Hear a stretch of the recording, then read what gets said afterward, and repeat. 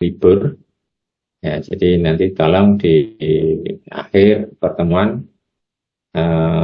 bisa disampaikan terutama oleh ketua kelasnya ya. Jadi gimana, apakah mau dilaksanakan hari kapan? Kalau dari diskusi di WA itu mungkin mintanya tanggal 5 April, tapi itu ya sudah apa ya, artinya sudah kesempatan terakhir untuk bisa kuliah yang terakhir. Syukur kalau malah sebelum minggu depan ada jam yang kosong bisa dipakai, tolong disampaikan kepada saya, asal tidak tabrakan dengan kuliah saya, ya silakan aja. Atau mungkin ya monggo aja, nanti gimana Anda mau membicarakan, apakah tetap 5 April atau bagaimana. Kalau tidak ada informasi ya berarti tetap 5 April ya, seperti jam biasanya. Baik, hari ini kita akan lanjutkan materi perkuliahan kita dengan mengulang apa yang sudah saya sampaikan minggu lalu, yaitu tentang detailing control. Jadi detailing control yang sudah kita bicarakan itu meliputi line configuration, kemudian kita baru masuk pada flow control, yang mana flow control yang kita sampaikan, kita bicarakan itu yang tradisional, yaitu yang dinamakan dengan stop and wait flow control. Jadi stop and wait flow control itu dapat dilaksanakan dengan mekanisme isyarat ACK yang dikirimkan balik dari penerima itu nanti ditahan oleh penerima, sehingga nanti si pengirim itu tidak dapat mengirimkan pesan yang berikutnya sebelum menerima isyarat ACK itu. Tetapi ini hanya berlaku apabila di dalam jaringan yang ada itu setiap node yang terhubung itu hanya diizinkan untuk mentransit atau menerima satu frame setiap saat. Jadi artinya bahwa jika ada banyak frame yang akan diterima, maka stop and wait flow control ini akan membuat tidak efisien. Jadi artinya kalau Anda ingin mengirimkan pesan yang banyak dalam bentuk penggalan-penggalan frame begitu, stop and wait flow control itu membuat efisiensi jalur datanya atau media transmisinya yang notabene itu ada yang jaraknya pendek, ada jaraknya sangat jauh, itu menjadi tidak efisien. Nah, kemudian kita juga sudah membicarakan bagaimana menghitung utilisasi atau efisiensi detailing, di efisiensi penggunaan jalur data atau segmen jaringannya itu dengan menggunakan rumus dasar seperti ini. Jadi ini adalah rumus dasar yang akan digunakan untuk menghitung efisiensi dari detailingnya atau jalur datanya. Di sini ada parameter A yang memegang peran penting di dalam penentuan nilai utilisasi, yang mana nilai A di sini itu memiliki definisi pada bagian awal. Yang pada bagian awal itu adalah seperti ini. Jadi A itu adalah didefinisikan sebagai rasio dari tunda perlambatan terhadap waktu transmisi framenya. Tunda perlambatan terhadap waktu transmisi framenya. Kemudian ini di otak-atik, jadi artinya bahwa ini kemudian dikembangkan, yang mana rumus semula yang kita namakan dengan parameter A ini adalah T propagation terhadap T frame. Ini dimasukkan di dalam rumus umum daripada utilisasi atau efisiensi yang tertulis di sini, itu menjadi ini. Jadi ini merupakan rumus yang mendasar daripada cara menghitung efisiensi atau utilisasi dari detailing yang menghubungkan antara dua titik dengan menggunakan stop and wait flow control nantinya. Jadi artinya stop and wait flow control tadi sudah saya sampaikan ya, bagaimana itu pelaksanaannya. Kemudian dari sini kita akan mengembangkan yang semula itu ini menggunakan rumusan A, parameter A itu seperti ini, kemudian dikembangkan menjadi Nah, itu menjadi seperti ini propagation time terhadap transmission time. Kemudian dari sini dikembangkan lebih jauh lagi kalau yang namanya propagation time atau waktu perambatan itu sama dengan, nah ini definisinya adalah D per V dibagi dengan L per R, di mana D itu adalah distance atau jarak antara dua node yang berkomunikasi. Kemudian V itu adalah cepat lambatnya yang nilainya itu kira-kira ya 3 kali 10 pangkat 8 meter per detik. Kemudian L itu adalah panjang frame-nya, R itu adalah pesat datanya. Nah, kemudian ini diorak-adik lagi menjadi seperti ini. Ya, jadi seperti ini, yang mana kemudian parameter A ini nantinya dapat dipakai untuk melihat apa namanya panjang frame yang ada terhadap panjang media transmisinya. Jadi panjang frame yang ada terhadap panjang apa namanya media jalur datanya, data link-nya. Nah, ini dinormalisir bernilai 1 lebih dahulu, ya, transmission time-nya itu dinormalisir menjadi 1 lebih dahulu, sehingga nanti kita akan mendapatkan keadaan di mana nilai A itu akan lebih besar dari 1 atau lebih kecil dari 1. Kondisi di mana A lebih kecil dari 1 itu digambarkan dengan seperti ini, yang mana perlu Anda ketahui syaratannya di sini adalah panjang jalur datanya atau segmen jaringannya itu dibandingkan dengan frame datanya di sini lebih pendek. Jadi artinya bit length of the link, jadi panjang apa detailingnya itu dinyatakan dengan banyaknya bit, ya, banyaknya bit. Kemudian frame datanya itu juga dengan banyaknya bit.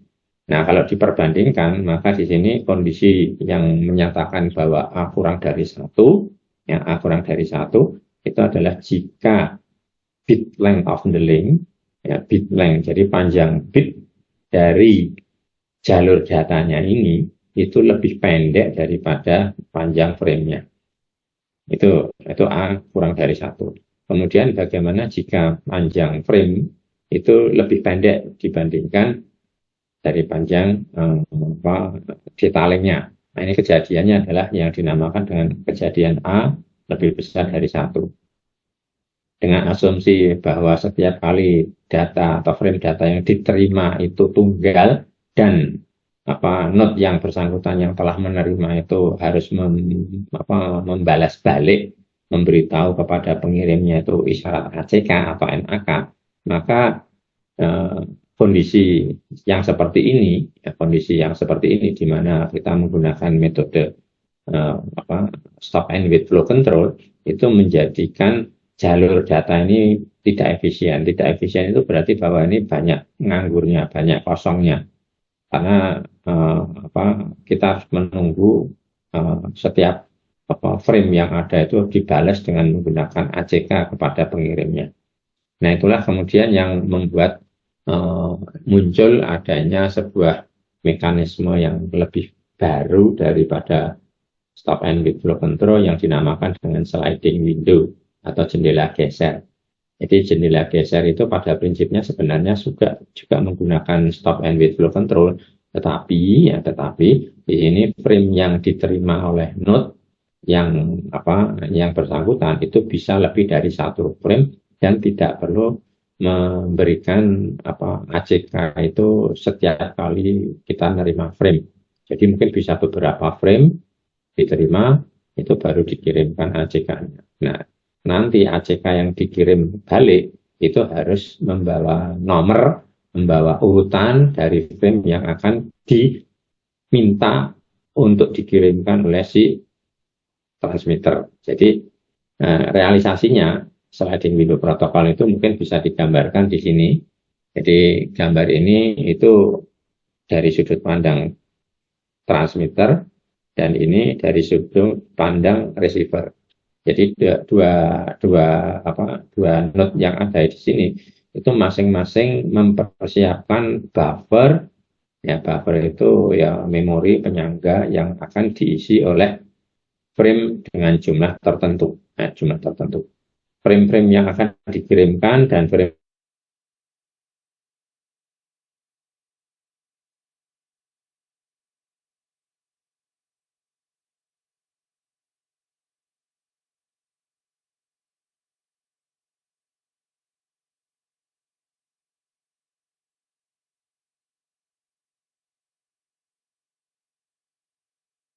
yang akan kita persiapkan dalam buffer tadi. Jadi dalam hal ini misalnya si pengirim ini dari sisi pengirim itu akan mengirimkan 7 frame, yang mana 7 frame yang akan dikirimkan itu dipersiapkan dengan metode ini, menyediakan buffer yang ada dan mempersiapkan frame yang akan dikirimkan dengan gambar black box ini ya, dengan gambar black box ini. Jadi 7 frame itu dipersiapkan oleh si pengirim. Kemudian si penerima itu mempersiapkan adanya 7 buffer yang akan digunakan untuk menerima frame-frame yang akan diterima. Jadi ini ada kesepakatan berapa jumlah frame yang bisa kita kirimkan atau kita terima. Yang mana jumlah frame yang ada itu menunjukkan lebar atau panjang dari jumlahnya. Jadi ukuran window itu tergantung berapa banyak frame yang dipersiapkan atau buffer yang dipersiapkan oleh si receiver ini. Nah, kalau misalkan di sini kita mengambil contoh tadi ada 7 frame yang akan dikirimkan, ya, akan 7 dikirimkan. Kemudian ini, jadi ukuran windownya itu berarti n-nya itu adalah 7 nanti di sini. N-nya adalah 7. Nah, kemudian jika dari transmitter ini dikirimkan 3 frame secara bersamaan, 3 frame secara bersamaan yang mungkin tiap frame-nya itu nanti diterima oleh node yang bersangkutan yang menerima, itu tidak perlu harus melakukan pengiriman balik dengan ACK untuk ketiga frame tadi masing-masing. Jadi sebanyak frame yang dikirimkan, maka baru dilakukan proses pengiriman balik ACK-nya oleh si penerima. Contohnya di sini kalau misalkan ukuran windownya itu n sama dengan 7, maka nomor tiap frame yang ada itu bisa diberikan dengan 3 digit. Jadi masing-masing itu nanti diberi 3 digit karena 2 pangkat 3 itu ada 8, sehingga keseluruhan frame itu bisa diberi nomor dengan 3 digit. Gitu ya. Nah, setiap kali beberapa frame dikirimkan, maka windownya tadi itu akan mengkeret. Ya, kalau semula ini mempunyai panjang 7, maka kalau sudah dikirimkan 3 ini mengkeret menjadi 4. Ya, menjadi 4 frame. Ya, windownya jadi pendek. Ya, menjadi pendek. Sebaliknya, kalau di sini, ya, kalau di bagian penerima pada receiver, ini kan sudah dipersiapkan juga ada 7 buffer. Ya, ada 7 buffer yang akan ditempati oleh frame-frame yang sudah direncanakan untuk dikirimkan. Nah, windownya pada si penerima itu akan mengkeret, ya, justru akan mengkeret dari belakang, dari ekor. Ini sama dengan ini tadi, dari ekor ini kepala ya, ini ekor, ini kepala. Maka di sini windownya pada sisi receiver itu akan mengkeret atau sering, ya, mengkeret dari bagian ekor jika frame itu diterima. Jadi kalau tadi dikirimkan dari receiver transmitter itu ada 3, maka begitu ini ada 3 frame diterima, ini akan mengkeret jadi ada 4. Kemudian ini nanti karena sudah ada 3 frame yang diterima, receiver itu membalas dengan menggunakan isyarat ACK secara serentak untuk ini. Jadi satu kesatuan 3 frame itu menjadi satu ACK tadi. Nah, pada saat ACK itu keluar atau dikirimkan balik, itu maka windownya itu akan molor lagi sesuai dengan banyaknya frame yang tersisa. Kalau tadi sudah ada 3, berarti nanti tinggal 4, berarti ngolornya itu sampai 3 frame lagi, dan itu nanti diberi nomor frame yang akan dipersiapkan berikutnya, itu diberi nomor dengan nomor frame yang akan justru diminta oleh si transmitter ini untuk mengirimkan. Jadi frame keberapa? Frame keberapa? Jadi nomor ACK-nya nanti disisipi dengan angka atau digit yang sebenarnya menunjukkan di samping frame 3 frame tadi sudah diterima oleh si receiver, juga menunjukkan digit angka urutan nomor urut daripada ACK-nya itu menunjukkan nanti frame keberapa yang akan diminta oleh receiver untuk dikirimkan dari transmitter. Nah, ini pada saat ACK dikirimkan, maka windownya ini dari sisi receiver ini akan molor lagi menjadi 7 frame lagi. Nah, di sini di sisi transmitter itu terjadi yang tadi semula mengkeret, ya, windownya mengkeret jadi 4 begitu ya. Begitu menerima acknowledgement, nah begitu ini menerima acknowledgement dari receiver, itu akan memanjang lagi ya 7 frame lagi. Karena kita sudah bersepakat kita menggunakan ukuran windownya, N-nya itu adalah 7 frame, ya, 7 frame. Sehingga ini pada saat sudah menerima acknowledgement dari receiver, ini akan memanjang menjadi 7 frame kembali. Nah, ini prinsip daripada sliding window yang kerjanya seperti ini, mengkeret, mulur, mengkeret lagi, mulur, ya, memendek, memanjang, itulah yang kemudian dinamakan dengan sliding window atau jendela geser. Mungkin kalau Anda melihat gambar ini, itu akan bisa lebih paham dengan apa yang dimaksud dengan sliding window tadi. Jadi pada prinsipnya tetap menggunakan stop and wait block control, cuma di sini frame yang diterima, yang dapat diterima oleh node receiver itu lebih dari 1 frame. Seperti hanya yang dinyatakan di awal ini tadi. Nah, di sini. Jadi kenapa di sini ada sliding window protocol? Karena kalau pada saat kita membicarakan tentang stop and wait block control ini, ya stop and wait block control yang klasik, yang biasa, itu hanya 1 frame setiap saat yang bisa berada di dalam node penerima. Ini, jadi can be in transit. Itu artinya transit di mana ya? Transit di node penerima tadi. Ini hanya 1 frame. Nah, oleh karena itu keadaan di mana pada saat A lebih besar dari 1, maka di sini inefisiensi itu akan menjadi tinggi. Inefisiensinya menjadi efisiensinya rendah, tapi inefisiensinya menjadi tinggi. Oleh karena itu bagaimana mengatasinya? Sekarang kita tidak pakai lagi one frame, ya, tapi multi frame. Nah, multi frame itu kan pokoknya lebih dari 1. Mau berapa? Mau 3, mau 4, atau mau 7 sekaligus, mau buat saja. Gitu. Ini yang kemudian terkait dengan ukuran jendelanya tadi. Kejadiannya mungkin bisa Anda pahami di sini. Ini ada 7 frame dalam satu ukuran window. Ini 7 buffernya, ini menyiapkan buffernya 7 frame, itu 7 frame juga. Ini dikirimkan frame 012, frame 012 dikirimkan oleh node A dan node B dikirimkan, kemudian node ini memendek, ya, setelahnya yang keluar mengirimkan yang tadi ini memendek, mengkeret, ya, ini menjadi kecil, semula segini menjadi segini, mengkeret, yang mengkeret shrink gitu ya. Tapi di sini yang tadinya ini ada 7 frame, ini buffernya, ya, 7 frame buffer, ini menjadi memendek karena dia sudah menerima frame yang dikirimkan oleh A. Ini yang pendek tadi, kemudian mengirimkan ACK, nah ini memanjang lagi ke sana menjadi 7 frame.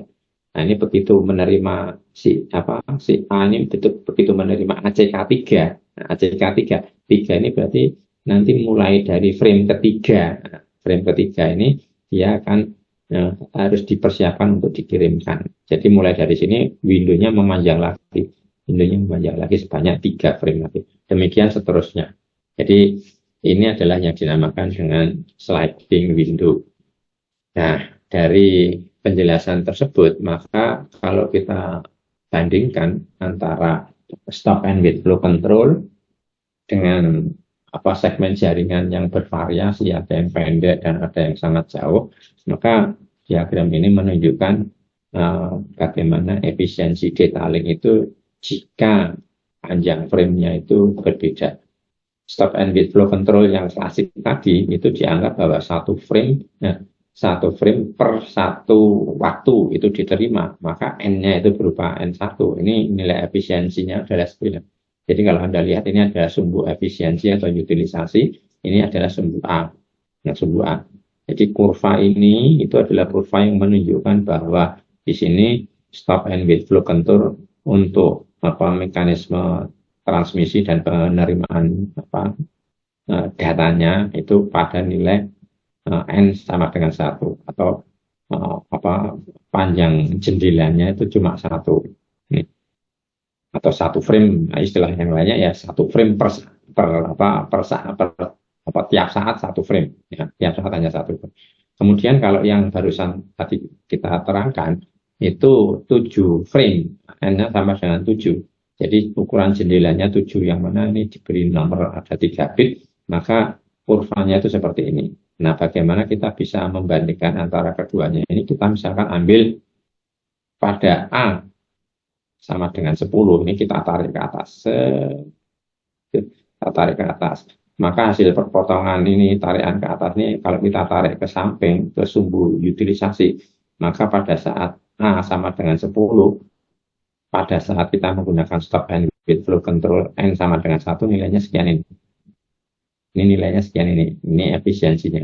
Sedangkan pada frame yang jumlahnya banyak, ini jumlahnya banyak, maka kita ambil mendekati 0,4, ya, 0,3 berapa, 38 atau 39 di sini. Ini sekian ini utilisasi.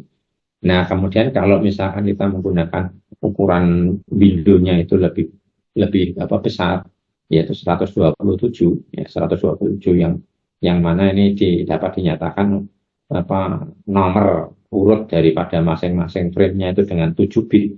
Ini yang biasanya digunakan untuk satelit. Jadi kalau ini Anda tarik lagi ke atas sana, ini berarti efisiensinya sama dengan 100%. Satu bernilai 1 ini kalau ditarik. 100%. Jadi ini perbandingan antara ketiga cara pengiriman dan penerimaan frame data. Kemudian dalam proses komunikasi antara node yang mengirimkan dan menerima itu menggunakan jalur full duplex, ya, maka isyarat ACK yang mestinya itu dikirimkan setelah menerima beberapa frame itu sebenarnya bisa ditumpangkan, bisa diikutkan dengan isyarat frame sekaligus. Jadi dalam hal ini yang dinamakan dengan piggybacking, di mana ACK-nya itu ditumpangkan sekaligus dengan frame datanya. Jadi silakan Anda baca di sini. If two station exchange data, it need to maintain two windows. Yang satu itu Windows-nya dipersiapkan untuk mengirimkan frame, yang satunya lagi window buffer untuk menerima frame yang sama. One for transmit, one for receive. When this is the case, a technique known as piggybacking is often used. If a station has data to send and an acknowledgement to send, it sent both together in one frame. Nah, ini maksud. Jadi ACK-nya itu dikirimkan bersama-sama dengan frame yang juga akan dikirimkan, sehingga di sini efisiensinya itu lebih diharapkan lebih tinggi. Inilah yang dinamakan dengan piggybacking tadi. Oke, 2 hal terkait dengan data link control sudah kita bicarakan. Kemudian hal terakhir dari data link control itu adalah terkait dengan error control. Jadi kendali galat. Di dalam kendali galat ini, yang namanya kendali galat pada prinsipnya itu ada 2 tekniknya, yaitu yang satunya itu adalah FEC, Forward Error Correction, yang satunya itu adalah Automatic Repeat Request, ARD. Forward Error Correction, ini Automatic Repeat Request. Kalau ini Automatic Repeat Request, maka antara node pengirim dan node penerima ini mesti harus ada punya jalur balik, jalur feedback. Jalur feedback sana. Ini untuk pengiriman ke sana, nanti harus ada jalur feedbacknya. Kalau FEC itu tidak, namanya saja Forward Error Correction. Jadi nanti supaya node ini itu menerima data dengan selalu benar, maka setiap frame data yang dikirimkan oleh node ini itu selalu ditambah dengan algoritma untuk mendeteksi dan mengoreksi galatnya. Nah, kemarin kita sudah mempelajari tentang teknik deteksinya yang mutakhir, ya, yang mutakhir itu dengan menggunakan cyclic redundancy check. Itu cyclic redundancy check yang berapa, kurang 32 atau 64 atau 128 bergantung banyaknya pesan yang akan dikirimkan oleh node ini. Kita menggunakan CRC tipe mana.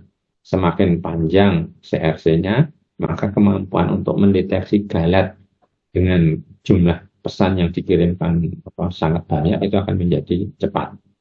Tapi kalau Anda punya pesan yang sangat banyak, panjang gitu ya, tapi dengan menggunakan CRC yang kecil, ya, CRC 12 misalkan seperti itu, ya mungkin memerlukan waktu yang agak lama. Jadi processing delay-nya itu menjadi lama, menjadi besar gitu.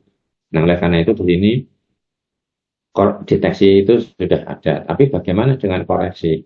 Nah, untuk teknik koreksi ini saya ambilkan dari bukunya Telecommunication Transmission System dari Wins, ya, dari Wins, ini Wins itu ada 3 hal dan 3 kelompok yang bisa dilakukan untuk proses pengoreksian tadi. Apa saja itu? Ini disebutkan bahwa kita bisa menggunakan apa yang dinamakan dengan sandi block. Ini sandi block. Kemudian ada sandi konvolusi, ada sandi gabungan keduanya, blok dan konvolusi yang dinamakan dengan sandi concatenated. Ini adalah metode-metode yang dipakai untuk mengoreksi galat yang sudah terdeteksi. Prinsipnya, kalau seperti sandi blok ini, ya sandi blok ini pesan datanya itu panjangnya sekian, ya panjang datanya sekian, kemudian masuk ke encoder block codes ya sandi blok tadi, kemudian yang panjangnya K ini ditambah dengan algoritma yang panjangnya R, sehingga seluruh runtun yang ada itu panjangnya menjadi N, yang mana N itu sama dengan K plus R, jadi lebih panjang lagi. Nah, dengan cara mekanisme yang ada pada sandi blok, maka nanti bisa dikoreksi galat-galat yang ada. Salah satu sandi blok yang terkenal dan banyak digunakan itu adalah yang dinamakan dengan Ritz-Solomon. Ritz-Solomon. Kode yang biasanya digunakan pada teknik koreksi ini, misalkan contohnya adalah RS Ritz-Solomon 6440. Makna 64 dan 40 itu silakan nanti Anda cari, ya, Anda baca maknanya apa.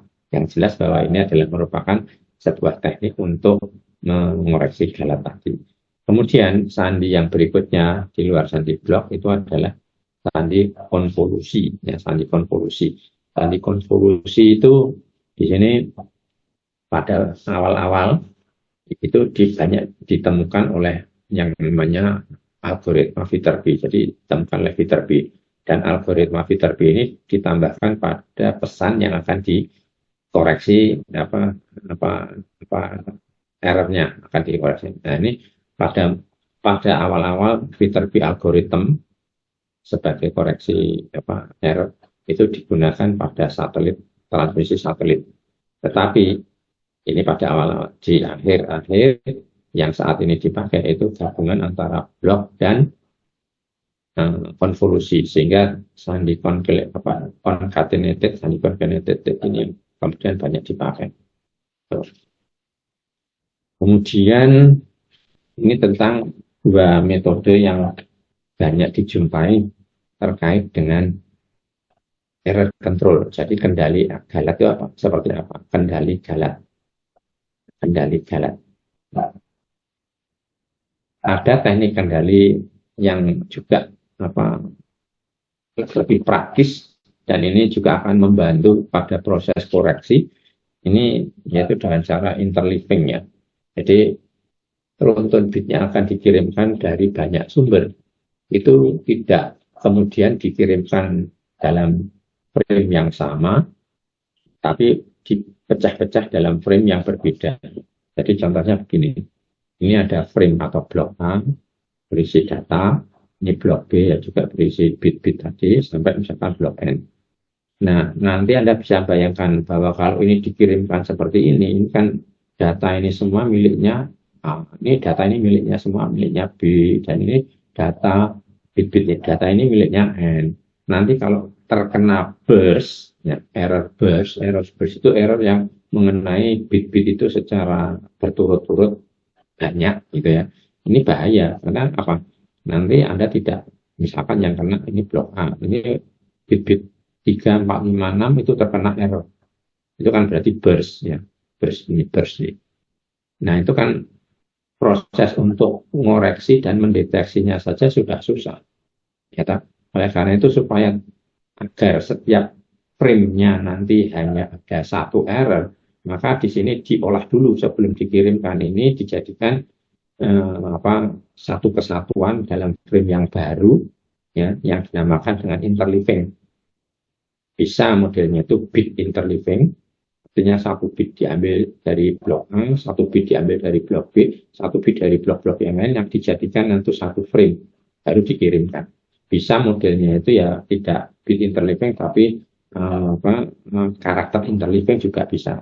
Ya, jadi lebih teliti, lebih aman itu kalau bit interleaving. Jadi contohnya di sini bit miliknya A1 digabung, dijejer dengan bit B1 miliknya ini, terus sampai N1 ini merupakan satu kesatuan yang akan dikirimkan. Ya, jadi nanti kalau satu kesatuan ini yang dikirimkan dan di tengah jalan terkena error seperti ini terkena error ya, ini tanda bintang terkena, maka yang kena error itu kan berarti miliknya blok yang berbeda, miliknya blok N2, ini A3, kemudian B3, sehingga nanti kalau dipulihkan itu frame miliknya A itu hanya mengandung satu error, frame miliknya B itu hanya mengandung satu error, dan seterusnya. Lebih mudah mendeteksi dan mengoreksi apabila dalam satu frame aslinya itu hanya ada satu error, daripada kalau ada banyak error seperti ini. Jadi ini untuk mengatasi masalah error yang burst tadi, gitu ya. Jadi model interleaving. Kemudian error control yang berikutnya setelah FEC itu tadi saya sebutkan ada ARP. Di ARP Automatic Repeat Request. Itu pada prinsipnya itu setiap kali dideteksi adanya error, maka si penerima receiver itu akan minta pengiriman ulang pada si pengirim. Nah, itu metodenya itu ada 3, dengan menggunakan stop and wait ARP, go back and ARP, atau selective reject ARP. Bagaimana prinsip ketiganya itu? Yang pertama, stop and wait ARP itu seperti apa yang barusan kita bahas tentang stop and wait flow control tadi, yaitu kita menahan isyarat ACK dari penerima itu tidak dikirimkan balik untuk menahan supaya nanti bisa terdeteksi errornya dulu, baru kemudian nanti diminta pengiriman berikutnya.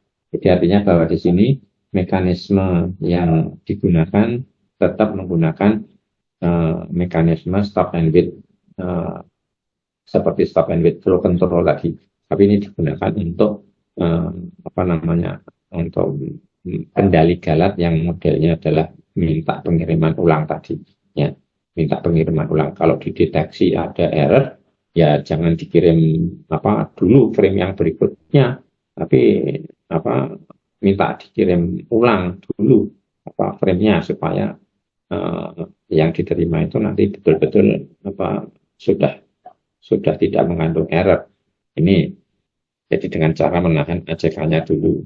Kemudian go back N itu adalah ukuran window-nya ya, ukuran window-nya. Jadi dalam hal ini kalau kita lihat mekanisme go back N ARP, ini mekanismenya dapat kita lihat di sini ya. Ini adalah node A, ini deretan ini adalah frame-frame data yang dikirimkan oleh node A, dan ini adalah frame-frame data yang nantinya diterima oleh frame node B. Ini frame kernel dikirimkan A ke B menggunakan propagation time-nya itu. Nah, ini sumbu waktunya itu vertikalnya, sumbu waktunya vertikal. Jadi saat ini keluar ini pada saat T0, nanti selama perjalanan dari A ke B, karena jauh ya, ini ada A ke B itu jauh, maka waktu yang diterima itu ternyata frame ke-0 ini pada saat T2. Nah, ini T2, ini T2. Jadi frame ke-0 diterima oleh B pada waktu T2. Ini kalau ditarikan T2. Ini waktunya miring ini. Nah, kalau misalkan ini diterima dengan baik, kan harus menggunakan membalas ACK. Jadi ACK-nya A1, ACK1 ini diterima di waktu T4 misalkan. Ini frame 1 kirimkan oleh A, diterima oleh B pada saat T3. Ini T3 ya. Ini kemudian harus dikirimkan ACK lagi. Waktunya diterima di sini. Kemudian yang frame kedua ini ternyata mengalami error. Dikirimkan dari A, ternyata di B diterima error. Maka di sini frame yang mengalami error tadi itu membuat pengiriman oleh A itu akan sia-sia ya, karena frame 3, 4, dan 5 sebelum waktu NAK ini tiba ke A, ya, ini kan waktu tibanya NAK dari B itu tadi kan tibanya di sini. Nah, ini frame 3, 4, dan 5 yang sudah terlanjur dikirimkan oleh A tadi, ini terpaksa dibuang. Nah, kalau sudah dibuang seperti ini, maka yang dinamakan dengan go back end tadi itu ya, kita mulai lagi dari frame yang mengalami galat tadi, error tadi. Nah, ini kan mengalami error. Nah, mulai dari sini. Jadi ini di sini 5 harus berhenti dulu karena di sini kan errornya diterima di sini, ya, errornya diterima. Kemudian nanti yang berikutnya itu baru dilakukan proses pengiriman kepada frame berikutnya. Jadi ini balik. Ini pada saat dikenali sebagai error, kemudian ini diminta itu mengulang. Ini diulang, dikirimkan balik tibanya. Nah, ini go back end itu berarti go back ke frame 2. Setelah ini diterima dan ACK-nya diterima dengan baik, baru 3, 4, 5 itu bisa diterima dan diberi ACK. Itu go back end. Nah, ini metode seperti ini memang tampaknya tidak efisien karena ini yang sudah dikirimkan ini menjadi sia-sia ya. Menjadi sia-sia. Oleh karena itu dikembangkan juga metode yang ketiga, yaitu yang dinamakan selective reject. Selective reject itu kasusnya hampir sama seperti ini. Pada saat ini mengalami error, frame 2 diterima oleh B error, maka frame 3, 4, 5 tetap diterima sementara. Ya, ini tetap diterima sementara dalam satu buffer gitu ya. Dan nanti pada saat ini dikirimkan NAK-nya kepada si pengirim, maka di sini nanti tetap bahwa frame 3, 4, 5 ini tetap bisa mengirimkan ACK-nya. Dan nanti pada saat dia sudah selesai, karena di sini ada 5 frame, ya 5 frame, itu maka di sini akan balik lagi ke frame yang mengalami error lagi. Frame yang mengalami error kan frame 2 ini. Nah, ini frame 2 ini. Jadi artinya kalau 3, 4, 5 sudah sukses diterima, kemudian ini baliknya itu hanya frame yang hanya mengalami error, tidak kemudian menghilangkan atau mendis frame-frame sesudah frame yang mengalami error tadi. Ini namanya selective reject. Tetapi ini secara hardware memang kemudian sangat kompleks. Oleh karena itu pada selective reject ARP itu jarang digunakan. Mungkin karena dari sisi kompleksitas hardware-nya. Tapi ini sebenarnya bisa dilaksanakan dan lebih efisien. Memang harga yang harus dibayar yaitu kompleksitas hardware-nya atau software-nya juga boleh dibayar. Kemudian dari ketiga teknik ARP yang tadi dibahas itu juga dihitung utilisasi detailingnya, dan ini di sini sudah disebutkan bagaimana rumusannya. Ini saya tidak akan membahasnya secara detail. Untuk stop and wait ARP, kemudian selective reject, ini selective reject, kemudian juga ada yang go back end, ini hasilnya untuk menghitung utilisasinya sudah ada. Dan itu dinyatakan dalam bentuk kurva ini, ya ini ya hampir sama dengan yang tadi, yang kurva yang bisa digambarkan antara ketiga teknik ARP tadi. Oke, dari sini mungkin kalau ada komentar atau pertanyaan, silahkan sebelum saya lanjutkan sambil saya share dulu ini QR code-nya. Ya, silahkan bagi Anda yang tadi datang terlambat untuk presensi sekarang. Ada pertanyaan?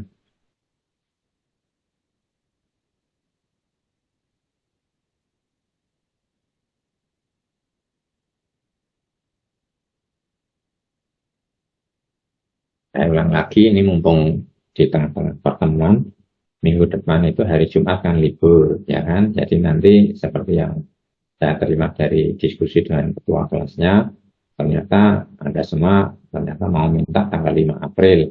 Itu adalah kesempatan terakhir untuk kita kuliah.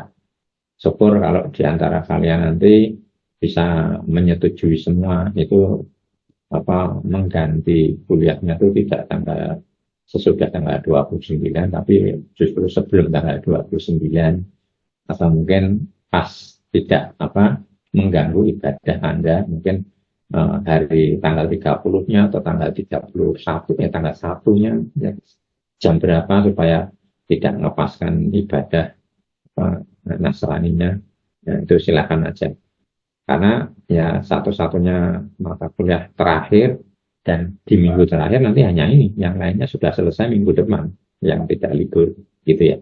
Kalau Anda tetap tidak ada informasi ya berarti defaultnya tetap tanggal 5 ya tanggal 5 April dan itu rawan ya, artinya rawan itu kalau kesempatan itu tidak dipakai atau mungkin karena adanya gangguan nanti terpaksa tidak bisa dapat materi terakhir.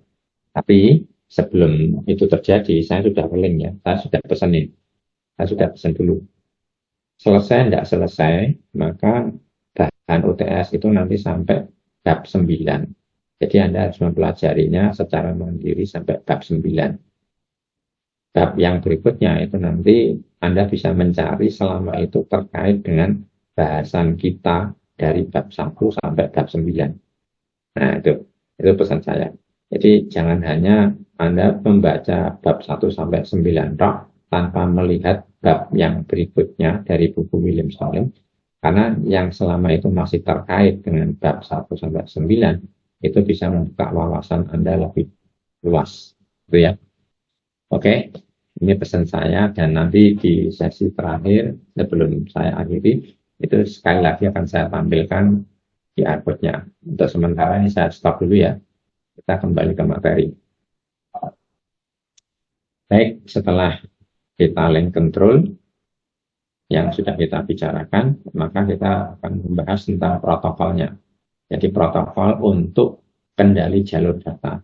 Pada umumnya, protokol untuk kendali jalur data itu mengacu pada apa yang dinamakan dengan High Level Data Link Control atau HDLC. Ini merupakan protokol kendali jalur data yang utama. Protokol kendali jalur data yang lainnya ini merupakan varian atau hasil pengembangan daripada HDLC. Jadi ini tetap menggunakan dasar dari HDLC seperti ADCCP, Advanced Data Communication Control Procedure, kemudian juga LAPB, Link Access Procedure, Link Access Procedure, dan juga Synchronous Data Link Control. Ini semua menggunakan dasar dari protokol HDLC tadi. Oleh karena itu, yang perlu Anda kuasai itu adalah HDLC tadi. Nah, HDLC itu seperti apa? Ini pernah saya singgung pada waktu itu, frame struktur untuk kendali jalur data HDLC itu tidak menggunakan menggunakan transmisi asinkron, ya masih ingat ya, transmisi asinkron dulu yang sudah bicarakan ini. Nah, ini gambar ini transmisi sinkron ada dua macam ya, ada yang karakter oriented, ada yang bit oriented. Nah, yang HDLC itu menggunakan yang bit oriented ini. Jadi format frame datanya itu adalah seperti ini. Ada flag, ada control field, ada data field, ada control field, dan nanti diperluas lagi. Pada prinsipnya gambaran format frame-nya itu seperti yang ini. Flag, address, control, information, ini data utamanya, kemudian frame check sequence, dan flag. Ini bagian dianggap sebagai header, dan ini dianggap sebagai trailernya. Panjang dari masing-masing field yang ada, field flag-nya ini bisa 8 bit. Tapi ini khas ya, jadi panjang flagnya itu 8 bit itu memiliki runtun seperti ini. Nah, runtunnya itu adalah, dulu juga pernah saya sebutkan ya, runtunnya adalah 0, 1, 1, 1, 1, 1, ini ada sebanyak 6 kali 0. Ini tidak ada di tabel ASCII untuk karakter. Jadi ini spesial untuk build flag dari HDLC. Ya, ini. Jadi ini ada 8 bit yang itu merupakan isi daripada ini flag ini di sini. Kemudian address, ya, address itu nanti bisa berisi seperti ini. Address itu isinya ini. Benar, address itu ini control, ini control, ini address. Nah, ini addressnya seperti ini. Ini address ini. Yang bawah ini address. Nah, address. Kemudian control bit itu bisa berisi seperti ini.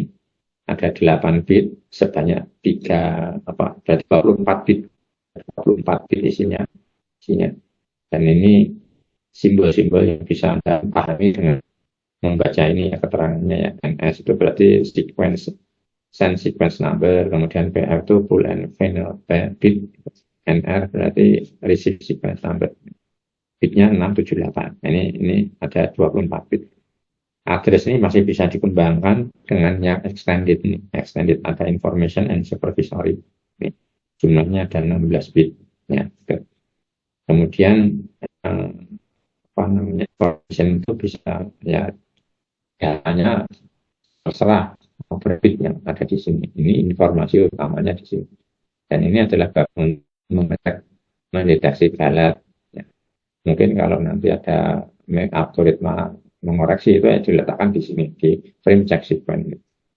Itu yang ada pada HDLC. Jadi ini adalah format frame dari HDLC.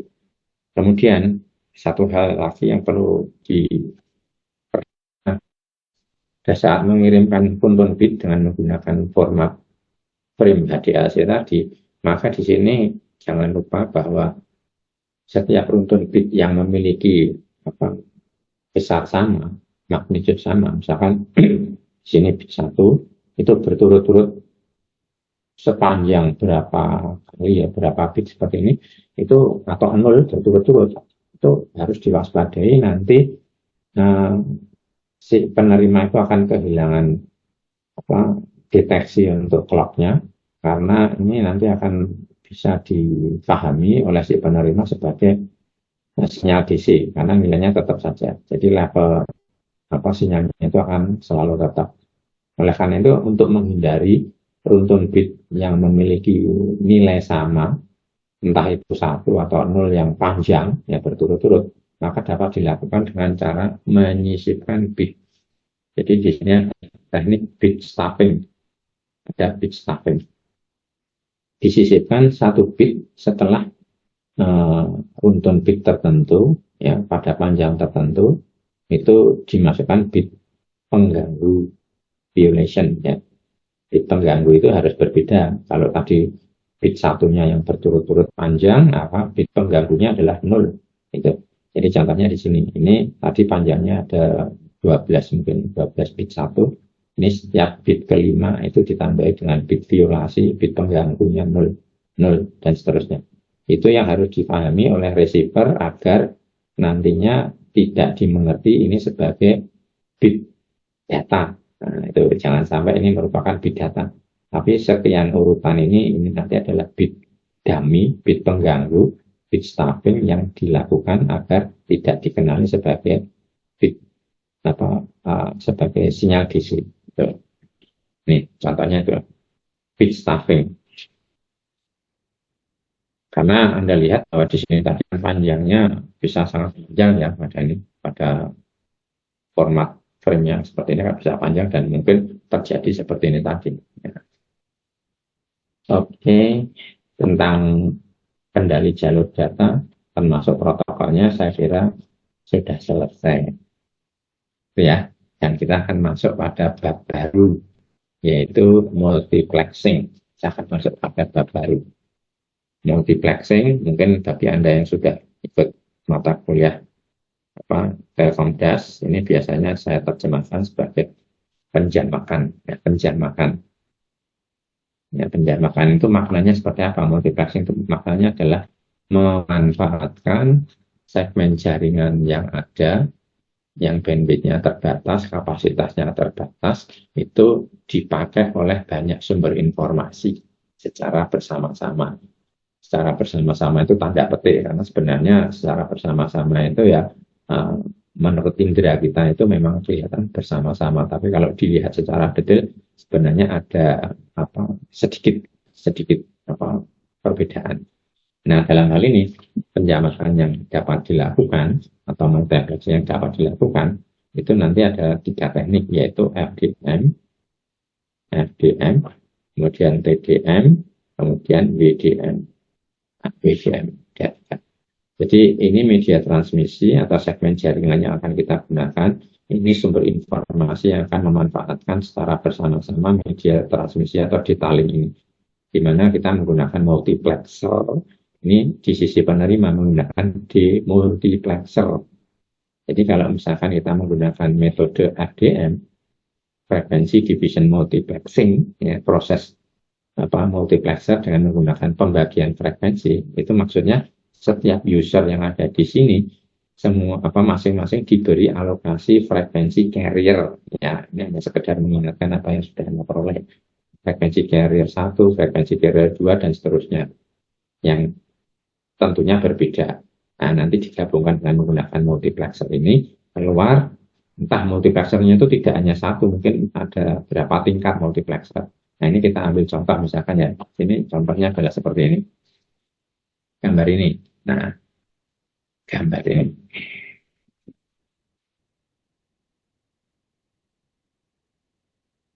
Gambar ini kita melihat ada 3 multiplexer. 1, 2, 3. Kemudian multiplexer tingkat pertama ini kita lihat sumber yang dibawa, sumber informasi yang dibawa ada sebanyak 1, 2, 3, 4, 5, 6, 7, 8, 9, 10, 11, 12. Ada 12 sumber, yang mana masing-masing sumber itu membawa informasi sinyal yang dibatasi lebarnya hanya 4 kHz. Masih ingat ya, ini berarti suara itu ya, 4 kHz ya. Bandwidth-nya dibatasi 4 kHz. Dan sumber 1 itu diberi frekuensi carrier 108 kHz. Sumber 2 diberi frekuensi subcarrier 104 kHz. Dan seterusnya. Ini beda. Nanti setelah proses modulasi, jadi antara sinyal informasi dengan sinyal carrier ini tadi, ada terjadi proses modulasi keluar pada frekuensi yang tertentu. Nah, ini nanti frekuensi tertentu ini nanti dari ke-12 sumber informasi tadi masuk ke multiplexer. Nah, multiplexer ini akan menggabungkan semua dan ini mesti keluar dalam bentuk satu sinyal yang gabungan dari kesemuanya pada frekuensi yang lebih tinggi. Ini lebih tinggi frekuensi. Jadi bisa membawa semua frekuensi carrier yang ada di sini plus frekuensi-frekuensi kendali yang lain. Nah, ini nanti akan dimasukkan ke multiplexer kedua, ya, multiplexer kedua, yang mana di sini multiplexer kedua itu kalau kita lihat itu juga ada sumber informasi yang sama dengan ini tadi. Ini ada membawa 5, 1, 2, 3, 4, 5 yang masing-masing berisi 12 nih. 12. Jadi multiplexer kedua ini nanti itu kalau dihitung dari sumber informasi aslinya itu ada 60 ya. Ini 12, 12, 12, 12, 12. Jadi ada 60 sumber informasi seperti ini. Nah, ini frekuensi carrier untuk dimasukkan ke multiplexer kedua itu lebih besar semua. Nah, artinya apa? Nanti outputnya itu menggunakan frekuensi carrier lagi yang lebih tinggi lagi. Jadi carrier di dalam carrier dan akhirnya yang terakhir pada multiplexer terakhir ini yang kemudian biasanya menuju ke satelit. Ya, Anda tahu kan satelit yang ada di atas bumi, orbitnya geostasioner, itu frekuensinya biasanya kalau menggunakan C-band, band C, itu adalah frekuensinya 6 GHz. Jadi ini pasti mendekati 6 GHz. Itu ya. Ini kalau saya gambarkan itu seperti hanya gerbong besar, membawa gerbong di dalamnya, membawa gerbong lagi di dalamnya, membawa gerbong lagi yang ini yang ke satelit. Nah, yang ke satelit.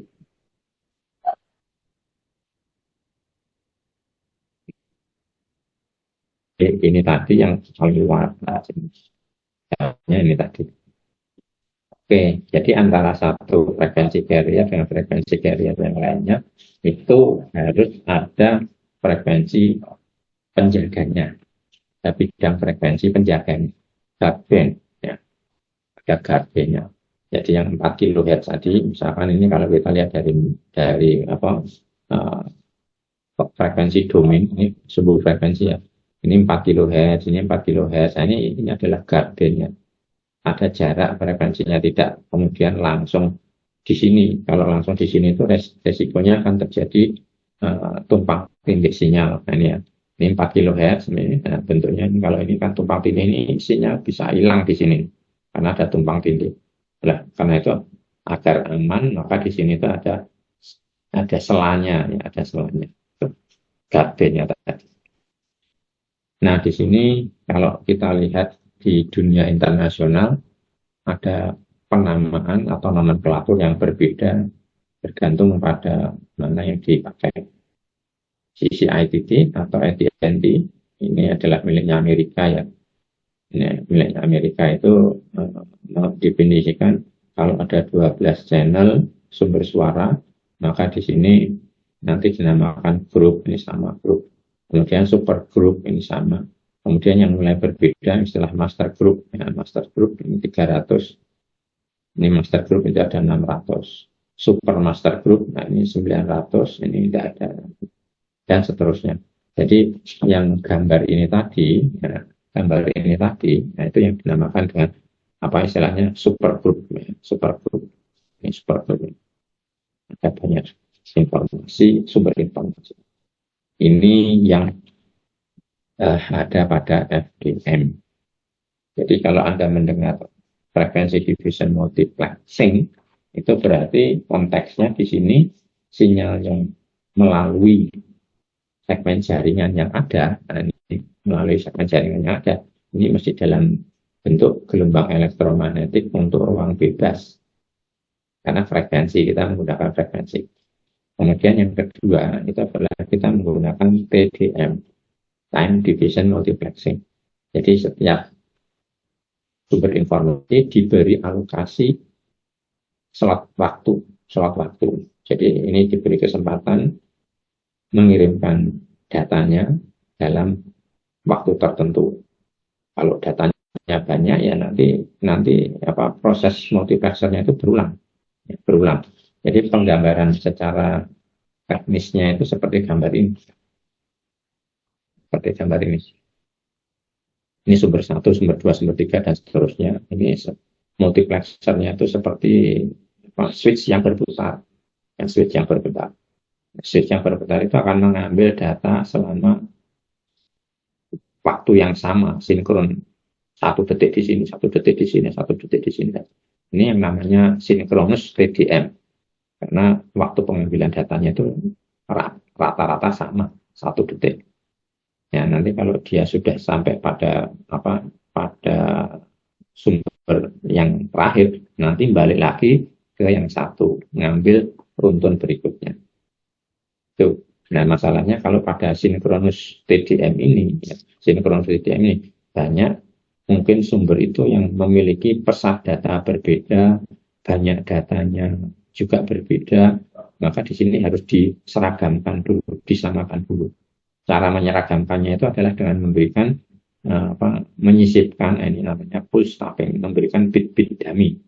Kalau misalkan ada bit-bit yang tidak sesuai dengan jumlah pengambilan setiap detiknya. Jadi saklar itu kan berhenti 1 detik, mengambil misalkan 1000 bit. Nanti di sini ternyata ada sumber yang tidak mempunyai data sebanyak 1000 bit, misalkan hanya 500, maka ditambah 500 bit dummy dengan menggunakan pulse stuffing.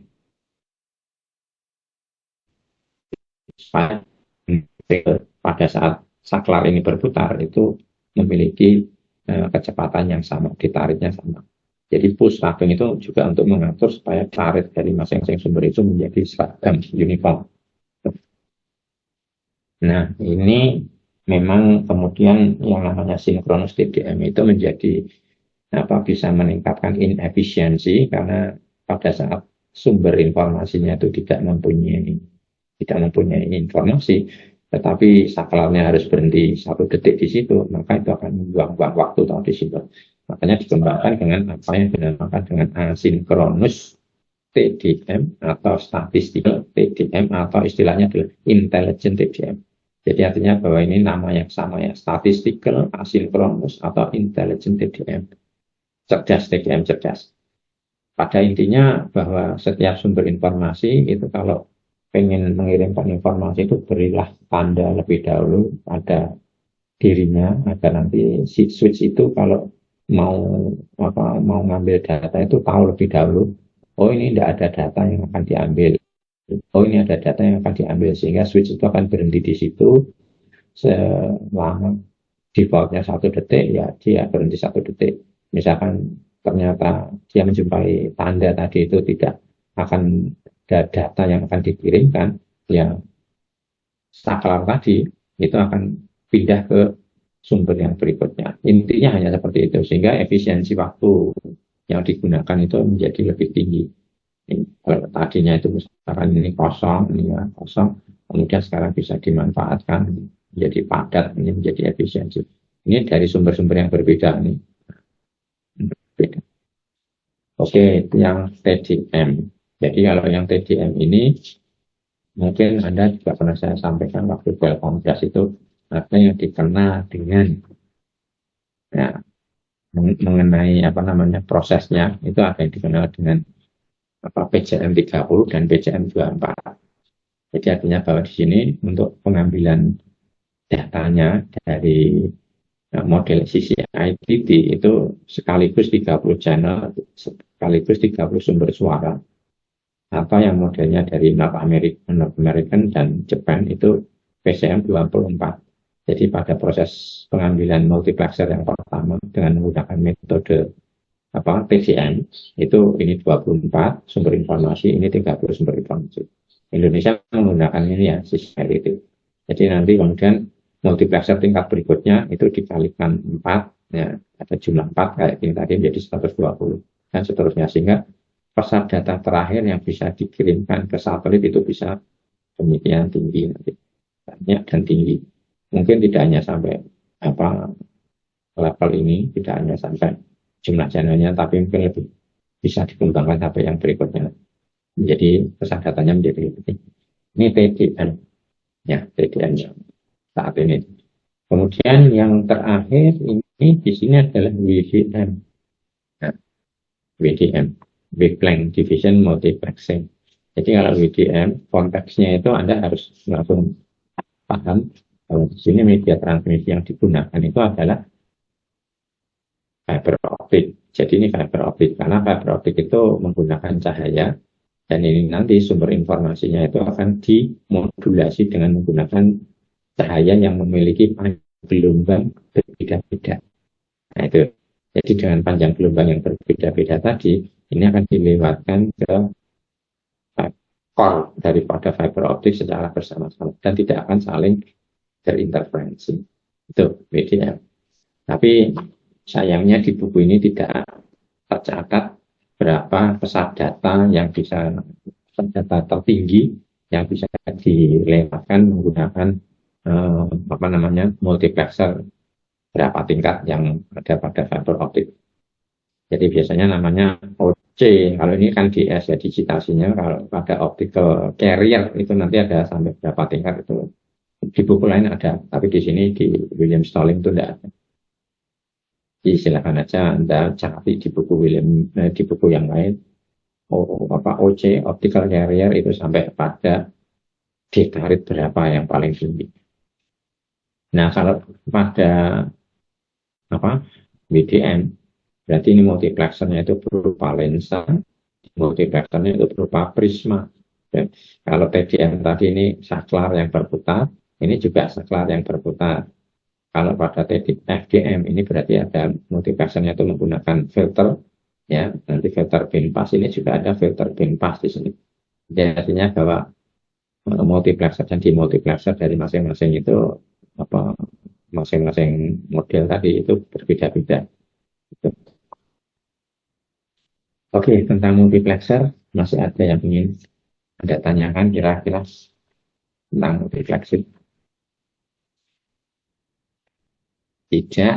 Nah, kita langsung masuk bab berikutnya.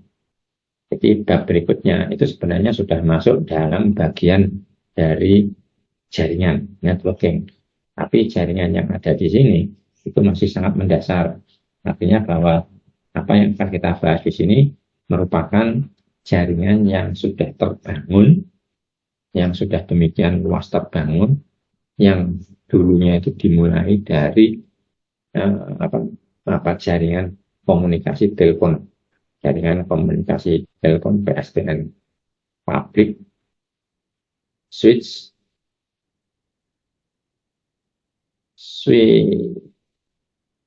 switch telepon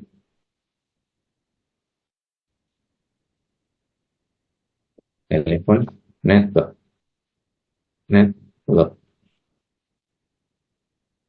public telepon network. Biasanya ini telepon rumah istilahnya, atau mungkin istilahnya ada yang lain di luar menggunakan PSTN ya. POTS, plain old telephone system. Nah ini sama.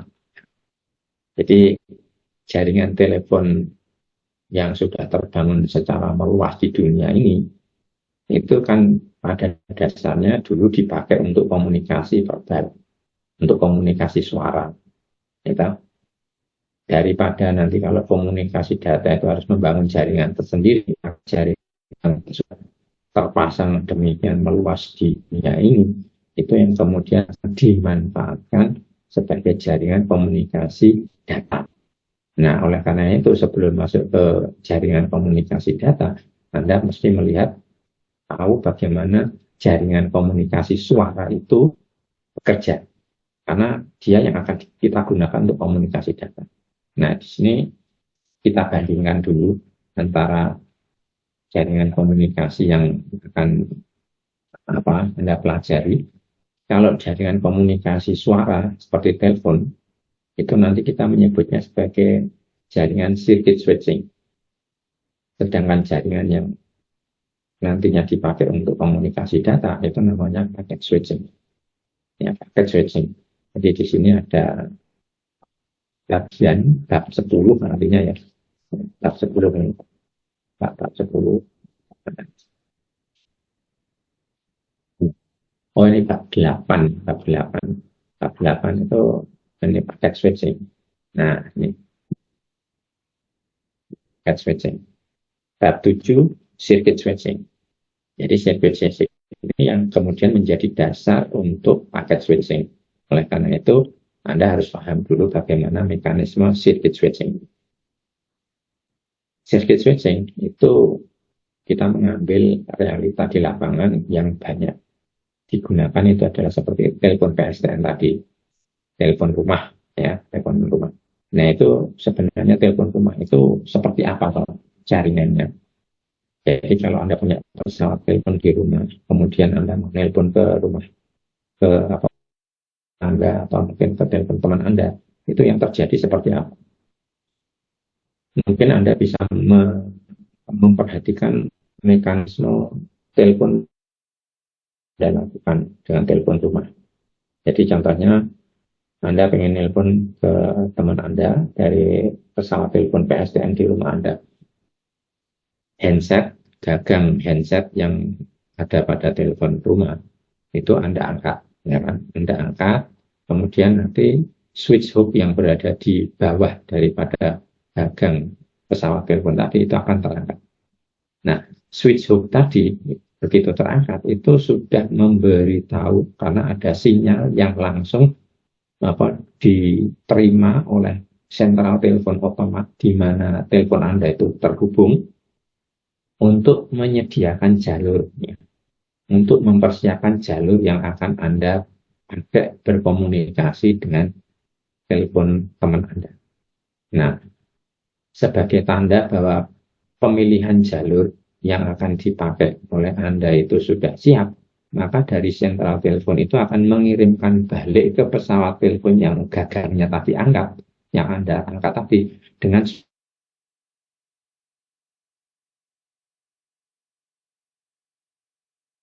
Anda angkat telepon pertama kali, itu sebagai tanda bahwa pemilihan jalur yang akan dipakai oleh Anda itu sudah siap. Karena pada prinsipnya yang namanya sentral telepon, di mana telepon-telepon pelanggan itu terhubung semuanya, itu isinya hanya switch Pak. Ya, jadi switchnya itu macam-macam, dan itu jumlahnya ribuan. Nanti tinggal dipilihkan jalur mana yang akan dipakai oleh Anda, dan itu dipilihkan oleh STO atau sentral telepon. Nah, nada tadi yang Anda dengar itu memberitahukan bahwa pemilihan jalur di sentral telepon sudah selesai. Waktunya demikian cepat ya. Nah, kemudian Anda masukkan nomor digit telepon teman Anda tadi. Begitu Anda masukkan digit-digit tadi diolah oleh sentral telepon, maka jalur-jalur yang demikian banyak yang menghubungkan ke semua pelanggan itu kemudian dipilih sesuai dengan nomornya tadi. Nah, kemudian baru pada nomor pesawat telepon teman Anda itulah yang bisa membentuk jaringan, membentuk jalur yang akan Anda pakai berdua. Gitu. Jadi nanti selama Anda ngobrol, itu jalur yang sudah dibentuk tadi, itu seolah-olah dimonopoli oleh Anda berdua. Ya.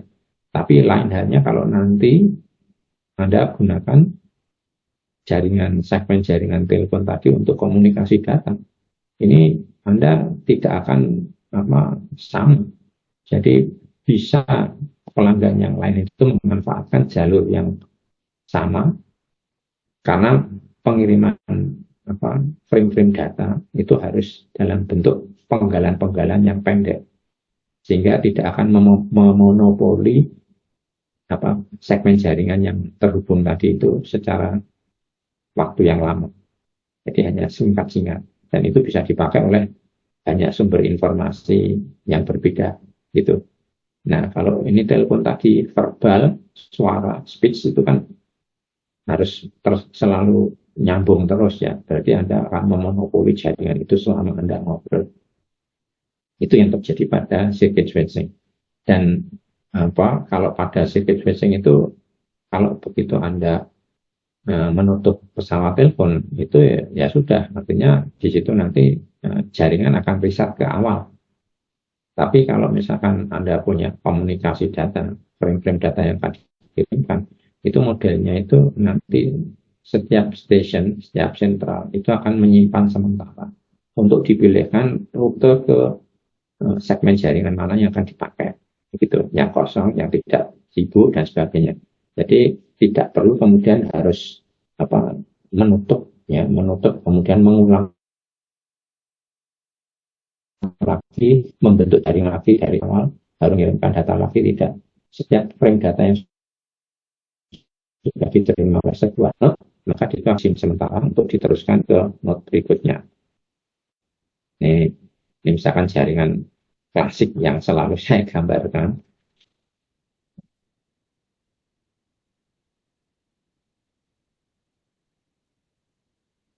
Jadi ini semua segmen jaringan bisa digunakan oleh masing-masing node yang ada ini.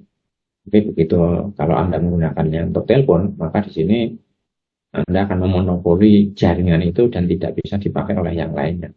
Itu yang menyebabkan monopoli tadi.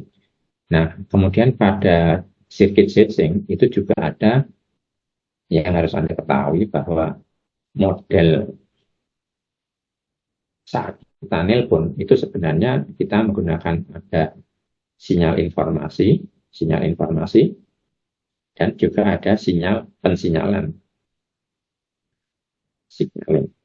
Jadi ada sinyal informasi dan sinyal pensinyalan. Sinyal informasi itu ya suara kita, informasi kita, suara kita, omongan kita, itu adalah sinyal informasi. Dan ini ada sinyal pensinyalan, itu seperti nada yang Anda dengar, kemudian apa namanya nada-nada lain yang misalkan saja pada saat proses pencarian nomor telepon teman Anda itu ada nada yang Anda dengar, nah itu adalah namanya sinyal pensinyalan.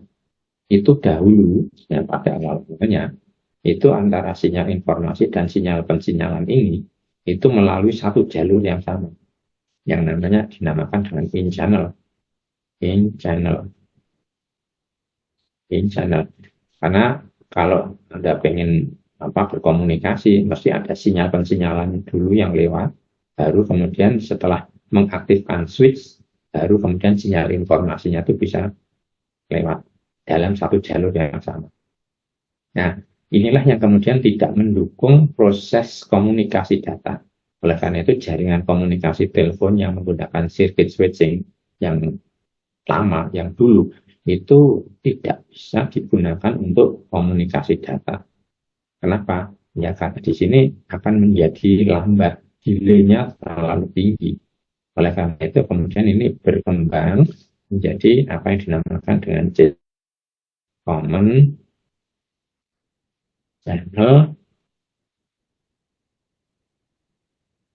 channel signaling. Signaling.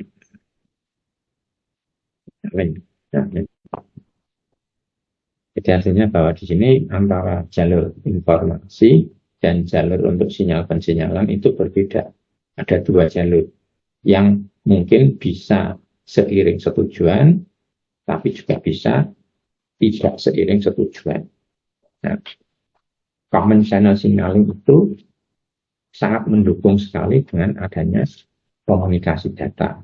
Nah, contohnya di sini kalau kita lihat yang dinamakan dengan common channel signaling itu jalur informasi garis ini ya, ini node-node yang ada, ini jalur informasi atau speech, yang putus-putusnya jalur pensinyalan. Ini seiring setujuan antar node selalu ada dua, tapi ini sendiri-sendiri, tidak seperti awal tadi hanya satu jalur tapi dipakai untuk sinyal pensinyalan dan sinyal informasi.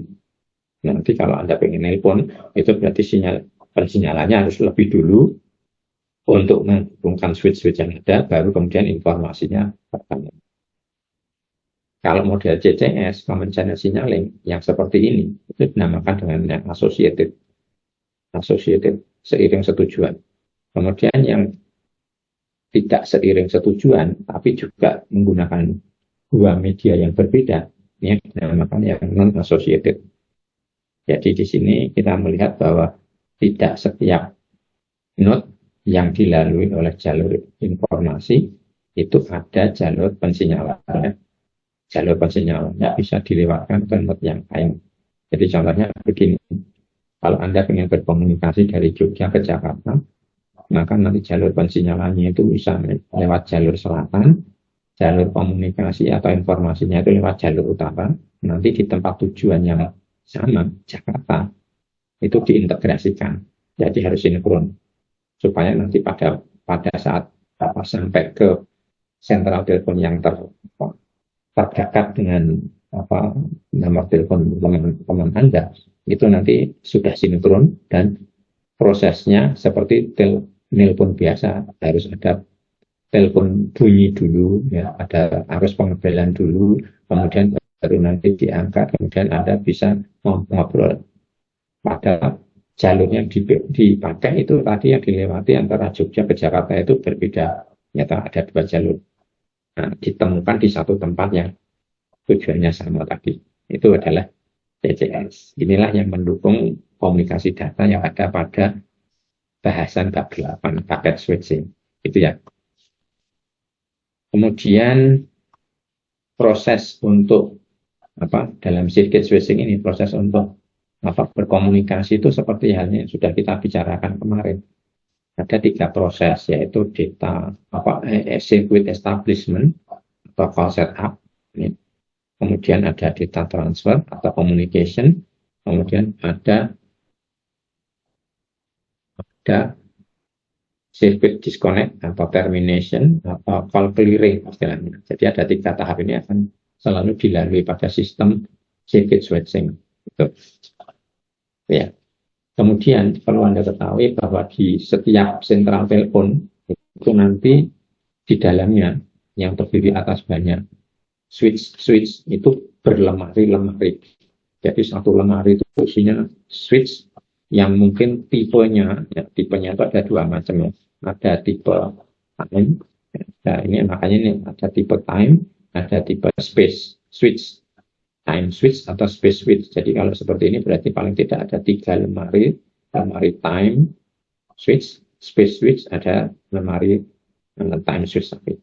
Ini banyaknya lemari ini bisa bisa Anda analogikan dengan banyaknya digit dari setiap rumah pelanggan. Jadi contohnya itu seperti ini. Dulu nomor telepon saya itu hanya ini seperti ini ya, 5 digit. Mungkin sebelumnya zaman dulu itu hanya 4 digit. Kemudian beberapa tahun kemudian karena jumlah pelanggan yang terhubung ke sentral telepon di mana telepon saya itu tersambung itu tambah banyak.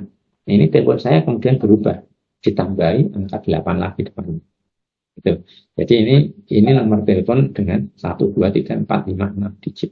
Anda bayangkan ini di Jogja, nanti di Jakarta Anda sudah bisa melihat ada 7 sampai 9 digit. Itu berarti bahwa jumlah pelanggannya itu semakin banyak dan itu harus membutuhkan lemari-lemari switch yang seperti ini yang jumlahnya itu bertambah. Satu lemari mungkin kapasitasnya berapa puluh ribu, 100.000 atau berapa ratus ribu. Tambah satu lemari isinya. Dan nanti ada proses penambahan angka atau digit di depannya itu harus diinformasikan ke pelanggan semuanya gitu.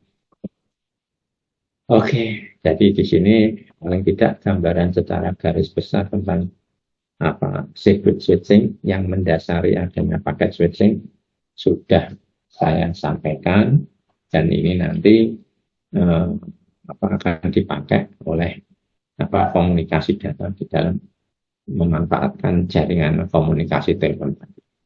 Sampai di sini ada pertanyaan, ada komentar? Sambil saya share lagi bagi Anda yang belum tadi presensi, silakan sekarang kesempatan terakhir. Belum saya akhiri.